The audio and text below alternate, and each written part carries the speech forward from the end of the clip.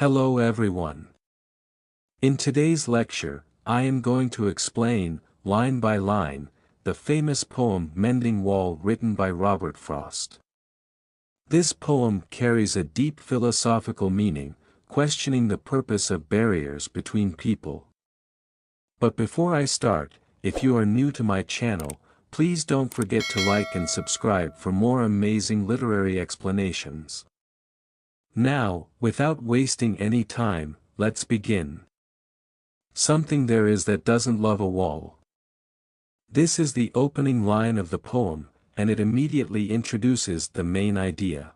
The poet suggests that there is some force in nature that does not like walls. This forces the reader to think, what could this force be? Is it nature itself, or does it symbolize something deeper, like human relationships? The phrase, "something there is," creates a sense of mystery, as the poet does not name this force directly. In other words, you can say that Robert Frost is trying to say that there is something in nature which does not like a wall. And then says, that sends the frozen ground swell under it. Here, he describes how nature itself destroys walls. During winter, the ground freezes and expands, causing the earth to push upward from below. This movement loosens the foundation of the wall, making it unstable. It suggests that walls, whether physical or symbolic, are not permanent and will eventually be weakened by time and nature. And spills the upper boulders in the sun. This line continues the imagery of the wall breaking down. As the ground swells, the stones on top of the wall become loose and fall off, landing in the sunlight. The use of the word "spills" makes it seem as if the stones are naturally falling on their own, without any human interference. It shows that nature works against the wall, breaking it down piece by piece. And makes gaps even two can pass abreast. Here, the poet tells us how big the gaps in the wall are, so large that two people could walk side by side through them. This gives us a clear image of how damaged the wall has become. It also hints at a deeper meaning. Perhaps these gaps represent opportunities for human connection, where walls should not exist. The work of hunters is another thing. Now, the poet shifts the focus to another reason why the wall is broken: human activity. He explains that not all gaps are caused by nature, some are made by hunters who deliberately break the wall. This suggests that sometimes, people intentionally destroy barriers for their own needs. I have come after them and made repair. Here, the poet tells us that he has seen the damage left by hunters and has worked to fix the wall afterward. This introduces the idea of responsibility. Even though the wall keeps breaking, he continues to repair it, suggesting that humans have a habit of rebuilding barriers, whether necessary or not. Simply, you can say that he is saying that when a wall is broken, then he comes again and repair it. Where they have left not one stone on a stone. This emphasizes how thoroughly the hunters destroy the wall. The phrase, "not one stone on a stone," suggests complete destruction, as if the hunters have no concern for the wall at all. It makes the reader question, if the wall is so easily destroyed, is it really important? But they would have the rabbit out of hiding. Here, Frost explains why the hunters break the wall: they want to flush out rabbits from their hiding spots. This suggests that people often destroy barriers for their own advantage, without thinking about the consequences. To please the yelping dogs. The gaps I mean. The hunters' dogs bark excitedly as they chase after the rabbits. This line suggests that humans destroy things not necessarily for survival, but sometimes just for pleasure or convenience. No one has seen them made or heard them made. This is an interesting line. It adds a sense of mystery. The poet tells us that no one actually sees the walls breaking, they simply find the damage later.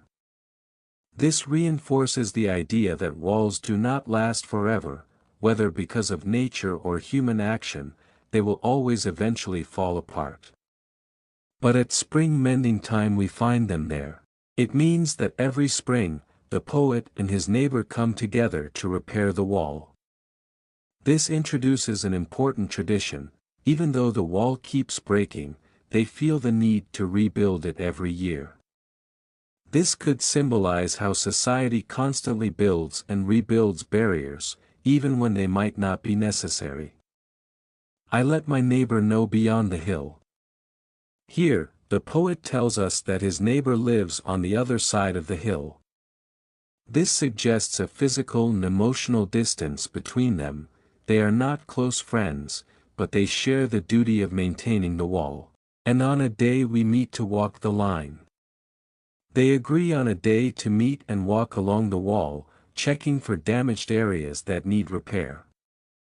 This suggests a sense of cooperation, even though the poet himself questions whether the wall is really needed. And set the wall between us once again. This line is very significant. It shows that even though they work together, they are actually reinforcing a separation between them. The wall is a symbol of division, yet they continue to rebuild it year after year. Simply, you can say that the wall is symbol of division, and a separation or division should not be there for us, but we build the walls year after year to separate us. And then says, we keep the wall between us as we go. It is also very interesting line. Basically, this emphasizes the idea of distance. Even while working together, they remain divided by the wall. It suggests that social barriers are often maintained, even when they might not be necessary. To each the boulders that have fallen to each. It means that each person is responsible for fixing the stones on their own side of the wall. This shows a sense of fairness, but also reinforces the idea that they are separated, each dealing with their own side of the division. And some are loaves and some so nearly balls. Here, Frost uses imagery to describe the shapes of the stones. Some look like loaves of bread, while others are round like balls. This adds a light-hearted, playful tone to the hard work of repairing the wall. We have to use a spell to make them balance.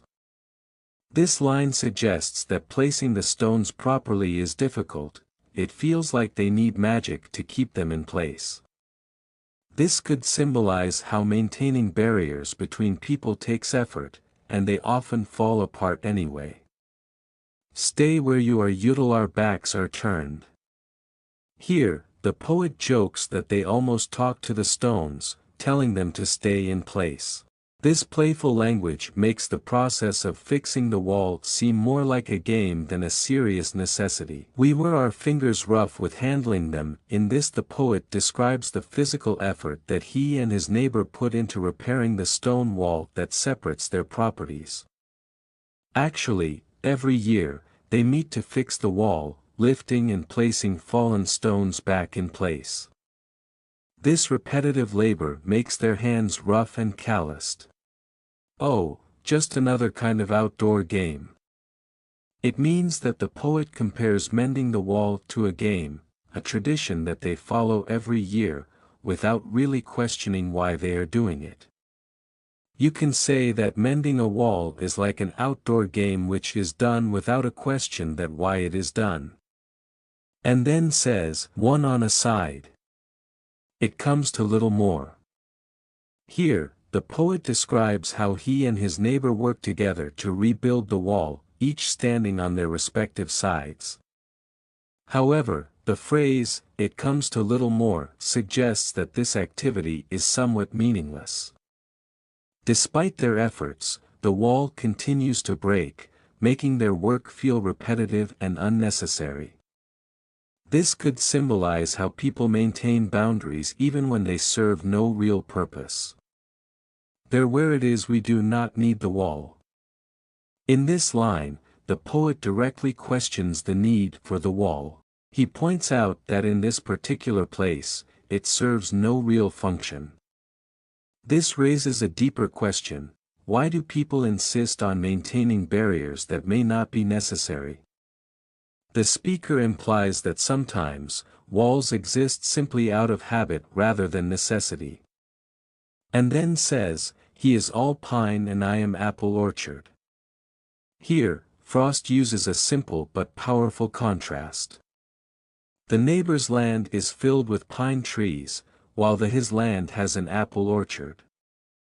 This emphasizes their differences, but also shows that these differences do not require separation. Pine trees and apple trees do not interfere with each other, just as people with different lifestyles or beliefs can coexist peacefully. My apple trees will never get across and eat the cones under his pines, I tell him. Basically, this line is spoken in a playful, almost humorous tone.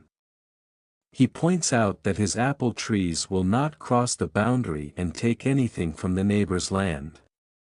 This suggests that the wall is unnecessary because there is no real conflict or competition between them. The exaggeration makes the idea of the wall seem even more absurd. He only says, "Good fences make good neighbors." Here, the neighbor repeats a traditional saying, showing that he believes in maintaining the wall simply because it is what he has been taught. He does not engage in deeper thought or question the need for the wall, revealing a mindset that values tradition over reasoning.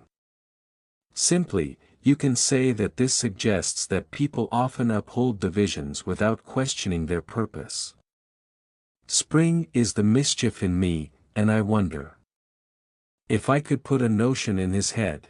In this line he describes how springtime fills him with a playful, questioning spirit. The phrase, "spring is the mischief in me," suggests that the season inspires him to challenge old ideas. He wishes to make his neighbor think differently and question why they continue rebuilding the wall. This line highlights the contrast between curiosity and blind tradition. Why do they make good neighbors? Isn't it where there are cows? But here there are no cows. In this line Frost directly challenges the neighbor's belief. He argues that fences are useful for keeping animals from wandering, but since neither of them has livestock, the wall serves no real purpose. This logical reasoning exposes the emptiness of the saying, "Good fences make good neighbors," in this context. It also suggests that some boundaries between people exist for no practical reason. Before I built a wall, I'd ask to know what I was walling in or walling out, and to whom I was like to give offense. In these lines, the poet expresses his philosophy: before creating barriers, one should first consider their purpose. He questions what the wall is actually keeping inside or outside and whether it might harm relationships rather than improve them. This is a deep reflection on how people construct divisions in society without considering their consequences. Something there is that doesn't love a wall, that wants it down. Here, the poet returns to the idea introduced earlier in the poem: some force in nature dislikes walls and works to bring them down. This could symbolize the natural human desire for connection and openness. The phrase, "wants it down," suggests that walls, both physical and metaphorical, go against the natural order of things. I could say, "elves," to him, but it's not elves exactly, and I'd rather. He said it for himself. The speaker considers jokingly blaming magical creatures, like elves, for breaking the wall. However, he knows that the real reason is deeper than that. Instead of arguing, he wishes the neighbor would come to the realization on his own. This suggests that true understanding must come from within, not just from someone else's words. I see him there, bringing a stone grasped firmly by the top. in each hand, like an old stone savage armed. The poet now describes the neighbor's actions in a dramatic and primitive way. The image of him carrying stones, like an old stone savage armed, makes him seem like someone stuck in ancient ways, unwilling to move forward. This suggests that blindly following tradition can make people appear outdated or resistant to progress. He moves in darkness, as it seems to me, not of woods only in the shade of trees. This line is metaphorical. The neighbor is not only physically in the shadows of the trees but also in the darkness of ignorance and tradition. The speaker sees him as someone who does not question his beliefs, living in a mental darkness caused by outdated ideas. He will not go behind his father's saying. The neighbor refuses to question the old proverb, passed down from his father. This suggests that he follows tradition without considering its relevance. The phrase, will not go behind, implies that he does not think beyond what he has been taught, showing how deeply ingrained beliefs can be. And he likes having thought of it so well. He says again, good fences make good neighbors. The poem ends with the neighbor repeating the saying, emphasizing his stubbornness. He takes pride in the phrase without truly examining its meaning. This repetition reinforces the idea that some people prefer to maintain barriers simply because they are comfortable with tradition, even when it no longer serves a purpose. I hope you enjoyed this detailed explanation. Don't forget to like and subscribe for more content. Thank you.